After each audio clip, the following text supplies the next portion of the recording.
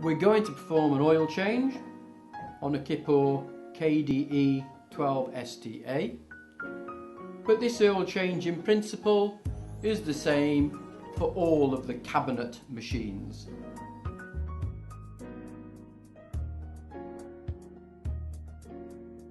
Start by running the machine for 5 minutes to bring it up to temperature.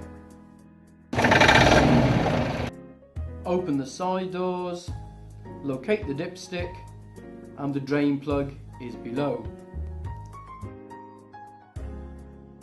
On most of the cabinet machines, because the drain plug is set so low on the machine, it is normally easier to use a vacuum pump to remove the oil this way. When the oil is empty, change the oil filter.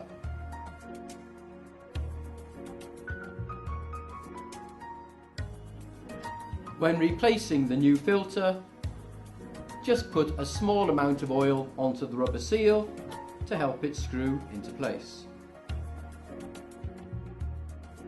When the filter is replaced and hand tight, fill the machine up to the required level using a suitable funnel. The oil is correct when it's at the maximum mark on the dipstick.